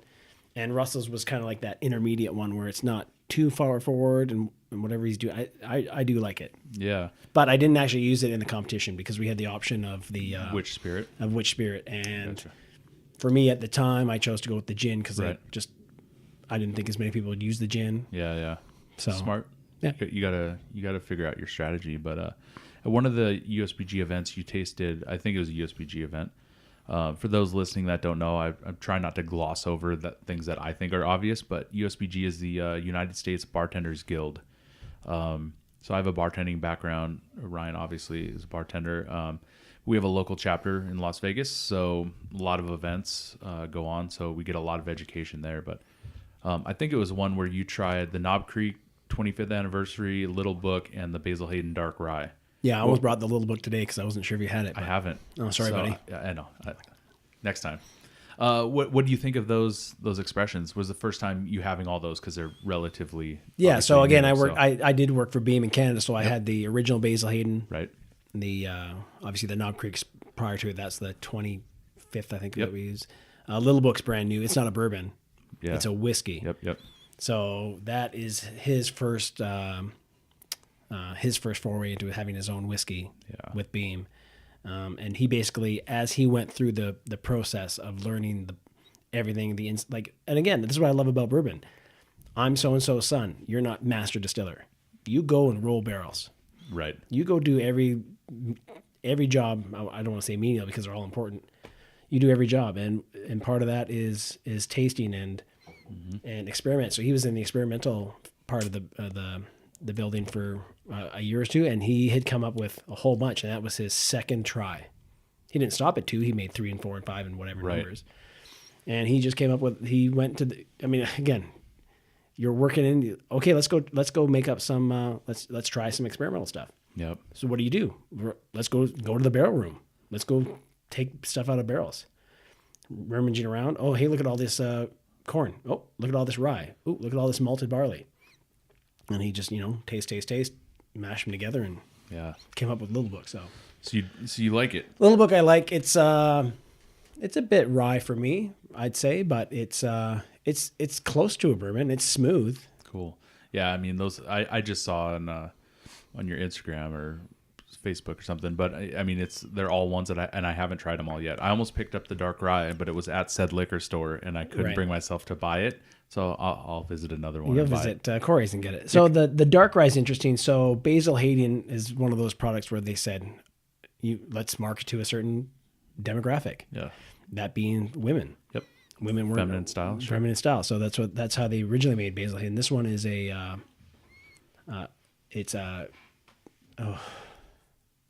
sherry. No, not sherry. What's it? Look it up for me real quick. Yeah. Go ahead. I believe it's sherry finished. So the difference is, I'm getting this all wrong. You put me on the spot. That's right. It's Thanks. port. Port. Sorry. So it's not a port cask finished. It's a liquid finish. Okay. So rather than them aging it in a barrel to finish it off for flavor, they're adding it to it. Okay. So that's something new and different that they haven't done before. Yeah, see, like I said, I mean, it's been out there, but I haven't taken the time to. I'm gonna buy it, break it down, and really get into it. I was just curious. I don't really want to give. It wasn't necessarily for me. I didn't not like it, but it's not something that's a personal drinker of mine. I would drink it again, but I probably wouldn't go buy it. Right.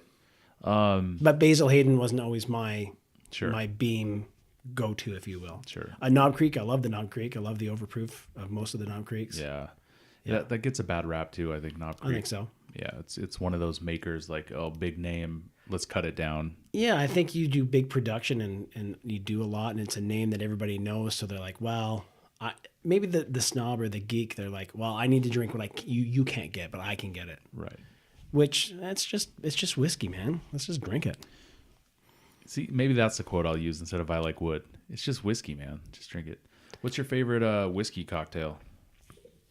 Oh, I know it might depend on the whiskey and the time of year or your mood, but I mean, what's your go-to? I mean, you walk into Herbs and Rye. Listen. These days, walking into Herbs and Rye, they have Weller 12 for $12 a pour. Yeah, see. And they pour it pretty solid.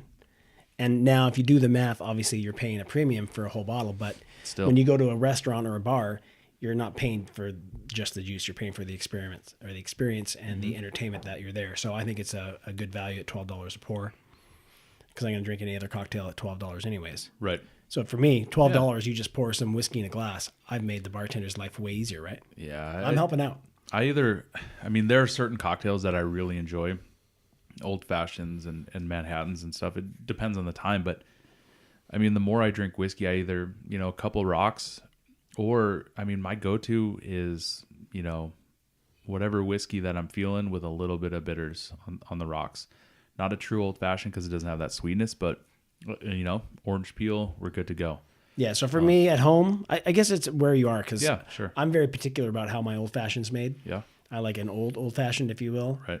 Give me an orange peel, sugar, the right amount of bitters, and go. I don't need to mess around with a whole bunch of everybody. And I appreciate all the things, but for whatever reason, you take that Angostura and that orange; those things just work together. Oh, absolutely. And but I love is to drink it but I'll make a good pour, and take an hour to drink it, because as that ice melts, you're constantly changing and evolving, and the whiskey changes throughout the pour. But I think I'm like you. If I'm sitting down at home, I'm not there to get drunk. I'm there for the taste, and I'm pretty much going to put it into a glass, neat, and drink it. Yeah, it's pretty. If it's cask strength, then I'll probably add a couple rocks. Yeah, or a couple drops of water. But I mean, this glass is kind of empty from Elijah Craig. Yeah, it shouldn't be that smooth. It shouldn't be. You know, it really shouldn't. I'd like to take this, put it in a glass, let it sit for about an hour. Yeah, open up. It's definitely changed. I poured it, a little bit early, but it definitely as it opens up, it's crazy. Yeah, it sat there for about 45 minutes, I guess. Yeah, before we got to it. So yeah, I mean, I old fashioned that's what everybody asks for now. 5-6 years ago, they weren't asking for it. Sure. And if you got it, and that's 21-year-olds on their 21st birthday coming out to the bar going, "Give me a Manhattan or an old fashioned." You're like, "Holy it's crazy, shit." Right?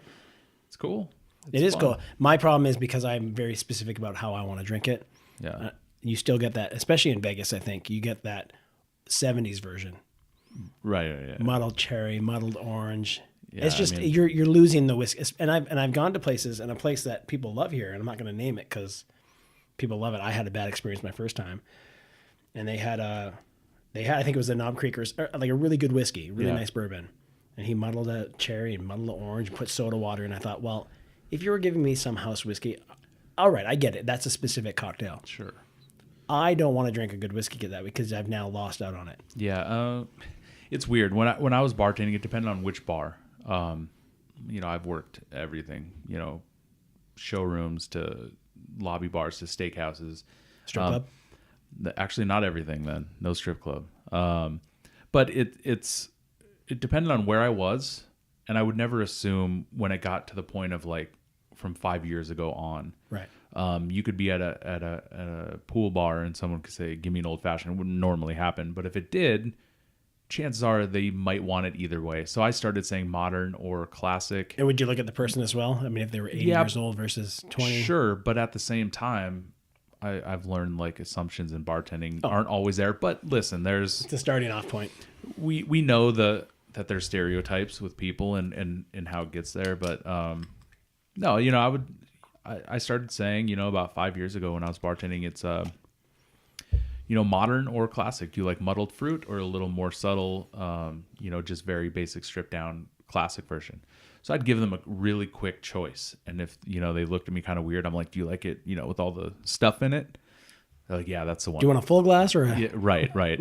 So, you just kind of have to pick your spots, and we learn that as we go, how to, Right.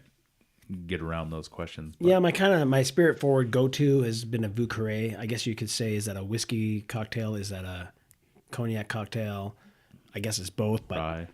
yeah, rye is the traditional Yep. in there, but so there, I'm not a big rye fan, but I love Vieux Carrés, and give me a rye in there, I'm happy. Yeah, but you have that, you have the counter of, the liqueur and there's the cognac in there to add that fruitiness. The Benedictine gives you a little sweetness. The herbalness too. So, there's other things in there rather than like a rye Manhattan or old fashioned. But do you think of it as a whiskey cocktail?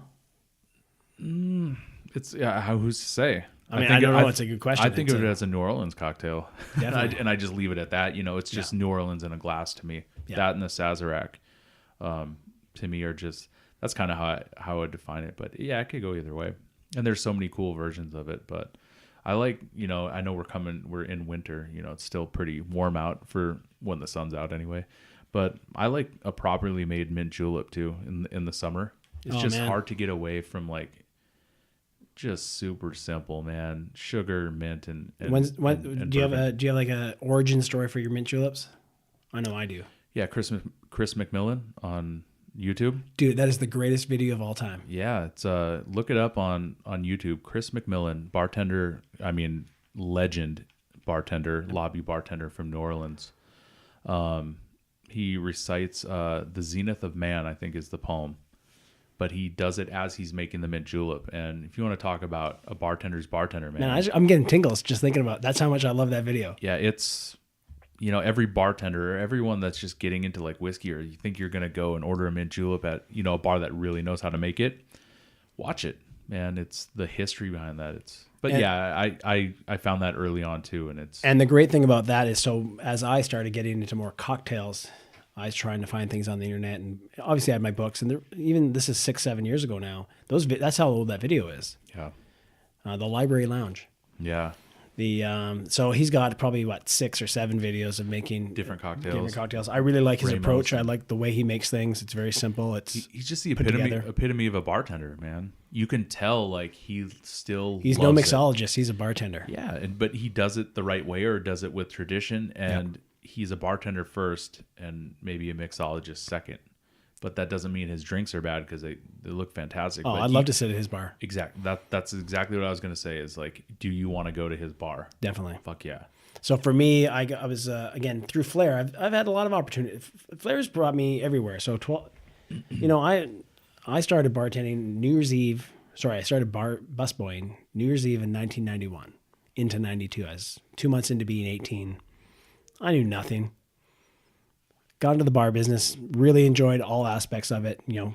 I couldn't sit at a desk all day by myself. I need to be around people. Maybe I like, the attention. Right. I'm the bar guy. I'm the guy everyone's going to have a good time. Right. I'm hosting a party. So I loved all that. And I did that for a good 10 years. And I, being a nightclub guy, I fell into some bad places of I'm the bar god, and you need to treat me a certain way. And I got an ego about it, definitely. I could see that's easier when you're such a big part of the show. No, this is before I flared. Oh, before you flared. Before I flared. Okay. Just probably that nightclub idea. Sure. And then I saw some flair. I got involved in one of the classes I took. I learned a little bit on my own, but we had learned more about, the idea of bartending in this class. And I had, restaurant served and done this and that, and learned all the, the steps of service. Right. Kind of ignored them, to be honest. Yeah. And this was in about 2004. And I said, you know what? I'm going to give these all a go. Dude, instantly overnight, my job went from good to just awesome. People come up to me and go, you really love your job. Yeah, I do.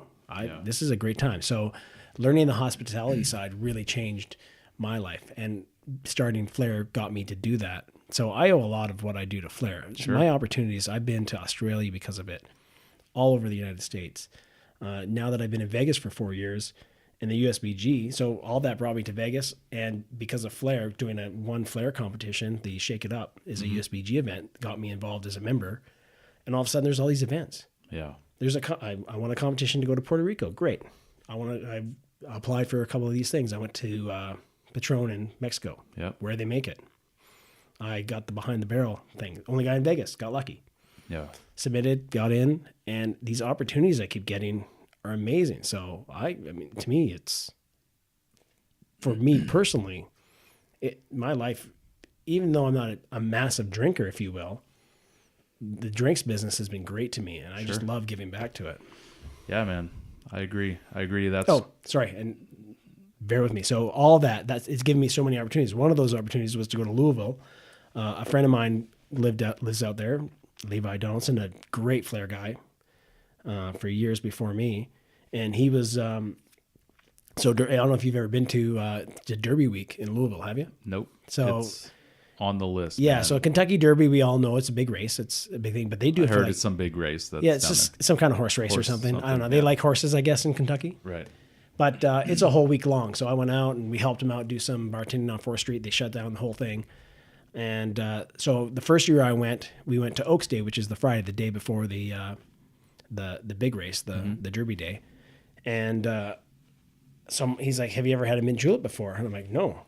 This is before I really got into the cocktail side. Right. Okay, well, you got to go down. They come by and they've got their glass. They've got their, you get a glass mint julep.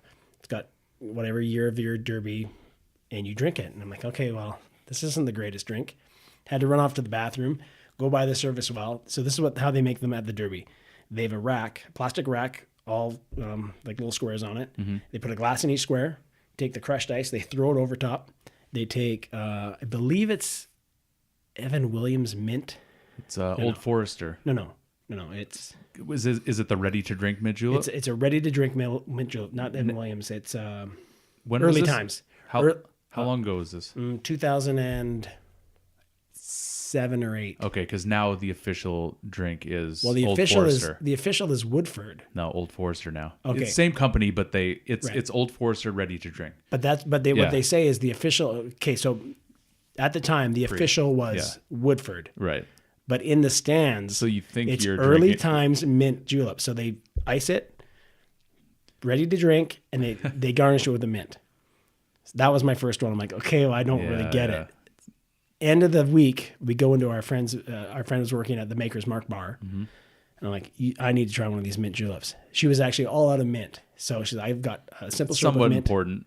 Somewhat important. But they had a mint simple syrup. Infused, yeah. It's still not. Makers, boom, she made it really quick. And the best part is she's made probably 100,000 over these 10 days. Sure. So I had to order one from her just to kind of like, Yeah, I mean. Can I have a mint julep, expecting please? it. You're right.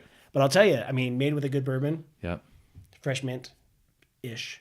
Mm-hmm. I love them. I love them. Yeah, properly made. It's just one of those drinks that's so simple. You know, Negroni Old Fashioned Manhattan. You know, I could go on daiquiri. It's so simple, but the execution has to be there. And there's some finer points, whether it be spirits or dilution or whatever. I could go on and on. It just has to be made correctly, and then it changes your view. Right. So, but yeah, man, I need to get down there for Derby. It's really, I mean, it's an institution. I just wanted an excuse to wear a hat, like a huge. The guys wear hats too, right? Oh yeah, you Okay, should good. definitely Okay, wear good. a big feathered hat. Flowers. Yeah. I want flowers. flowers where hummingbirds come to it. Oh yeah, you can get those. Okay, that's all I care about. But yeah, man. So we're coming up on a pretty good amount of time. Yeah. A lot of whiskey and anything else you want to say to the people where they can find you when they come to Las Vegas to get a drink Well, like I besides said, your house. Oh, my house. Yeah, I'd like to do most of my drinking at my house, as I think you do these days. Yes. It's a lot cheaper in the long run. Right. Don't have to drive, so that's good. It's true. And I got fancy glassware at home. Cool. No, I work at Circus at Vince Neal's. It's not a fancy bar. It's not a cocktail bar. It's a fun bar. It's a fun bar. We have a good time. I throw it's all stuff that around. matters, man. Yeah, I throw stuff up in the air. If I can catch it, great. If not, still fun. Yeah, I still got lots of booze. Awesome, man. Cool. Any other words of advice or sign off for whiskey drinkers? It's just whiskey, man. Drink it. Yeah, there you go. Thank you, Ryan Clark. Go visit him and do all the things on social media that you should, follow him. I don't know, or don't. No, he doesn't use. I don't really use. I'm old. I'm lucky to have Twitter and You're lucky. You had to put in your age, and they're like, "Are you sure?" Are you sure you're going to be able to use this? Yeah. Figure this out? Awesome. Thanks again. Thanks for joining me, and we'll catch you on the next one. Bye, guys. Thank you. Thank you all so much for joining us for the Whiskey Talkin' podcast. If you dig the show, please share it with your friends and family that might also enjoy it. Follow the show on Facebook, Whiskey Talkin' Podcast, also on Instagram and Twitter under the name Whiskey Talkin' PC. The website's whiskeytalk.in. Feel free to contact me with thoughts, show ideas, whiskey suggestions, or anything your whiskey heart desires.